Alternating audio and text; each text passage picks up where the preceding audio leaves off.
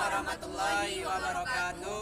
Kami dari Universitas Muhammadiyah Mataram, Program Studi Pendidikan dan Pancasila Kewarganegaraan dari kelas 4G akan mempresentasikan materi yang telah kami pilih yang berjudul Etika dan Filsafat Moral.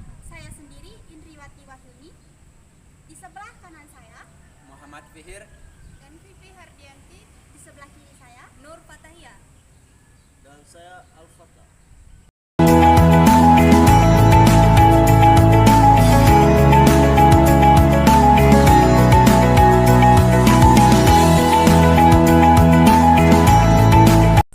Selamat menyaksikan. Baik teman-teman, mari kita mendengarkan materi dari Saudari Vivi Hardianti. Kepada Vivi Hardianti kami persilahkan. Nah, di sini saya akan membahas materi tentang etika. Nah, etika berasal dari kata Yunani ethos dalam bentuk tunggal, yang berarti tempat tinggal, kebiasaan, adat, akhlak, perasaan, dan cara berpikir seseorang. Nah, etika adalah ilmu pengetahuan yang berlandaskan asas-asas akhlak yang dapat berarti di sana terdapat norma-norma yang menjadi pegangan seseorang untuk mengatur tingkah lakunya. Nah, dasar-dasar sifat etika yaitu sifatnya kritis. Yang pertama, untuk mempersoalkan norma yang beranggap berlaku yang diselidikinya, apakah dasar sesuatu dan apakah dasar itu membenarkan ketaatan yang dituntut pada norma yang berlaku. Terima kasih saya ucapkan kepada pemateri pertama. Kemudian akan dilanjutkan oleh pemateri kedua, yaitu saya sendiri Muhammad Fihir. Kepada Muhammad Fihir dipersilahkan. Baik, saya ingin memberikan materi tentang hubungan filsafat dan etika. Filsafat ialah seperangkat keyakinan-keyakinan dan sikap-sikap, cita-cita, aspirasi-aspirasi dan tujuan-tujuan, nilai-nilai dan norma-norma, aturan-aturan dan prinsip etis. Menurut Sidney Hawkes juga berpendapat, filsafat juga pencari kebenaran suatu persoalan, nilai-nilai dan pertimbangan-pertimbangan nilai untuk melaksanakan hubungan-hubungan kemanusiaan secara benar, dan juga berbagai pengetahuan tentang apa yang buruk atau baik untuk memutuskan bagaimana seseorang harus memilih atau bertindak dalam kehidupannya.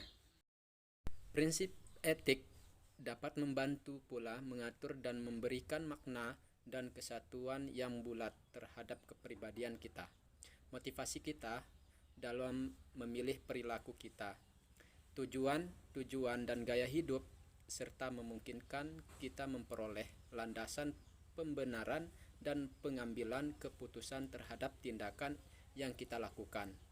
Sekian, hanya itu yang dapat saya sampaikan. Terima kasih kepada pemateri kedua. Selanjutnya akan dilanjutkan oleh pemateri ketiga, yaitu Saudari Nur Fatahia. Kepada Nur Fatahia dipersilahkan.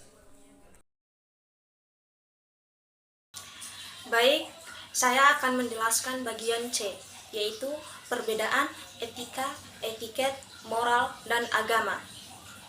Yang pertama, perbedaan etika dan etiket, yang dimana etika ini menyangkut perilaku yang dilakukan oleh seseorang atau kelompok. Dan etiket adalah memberikan atau menunjukkan hal atau yang dimiliki oleh seseorang untuk bertindak. Baik, terima kasih kepada pemateri ketiga. Selanjutnya akan dilanjutkan oleh Saudari Indriwati Wahyuni. Kepada Indriwati Wahyuni kami persilahkan. Di sini saya akan membahas mengenai unsur dalam etika. Wacana etika melibatkan perilaku dan sistem nilai etis yang dipunyai oleh setiap individu atau kolektif. Oleh sebab itu, wacana etika mempunyai unsur-unsur pokok. Apa saja unsur pokoknya? Jadi, unsur pokoknya ada 4. Yang pertama, kebebasan. Kebebasan adalah unsur pokok dan utama dalam wacana etika. Etika menjadi bersifat rasional karena etika selalu menggadaikan kebebasan. Dapat dikatakan bahwa kebebasan adalah unsur utama dalam etika. Jadi kebebasan yang dimaksud di sini adalah kemampuan manusia untuk menentukan dirinya sendiri.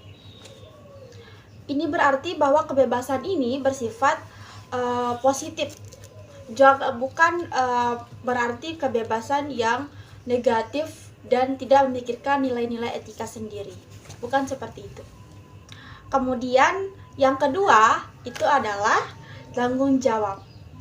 Tanggung jawab adalah kemampuan individu untuk menjawab segala pertanyaan yang mungkin timbul dari tindakan-tindakan. Tanggung jawab berarti bahwa orang-orang tidak boleh mengelak bila diminta penjelasan tentang perbuatannya.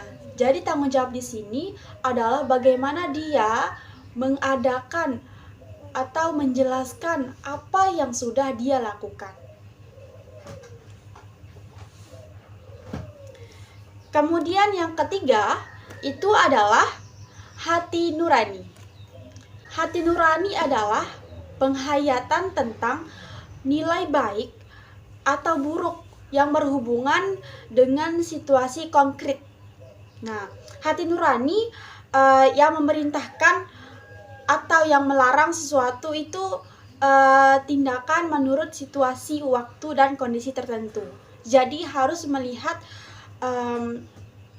situasi, waktu, dan kondisi-kondisi tertentu.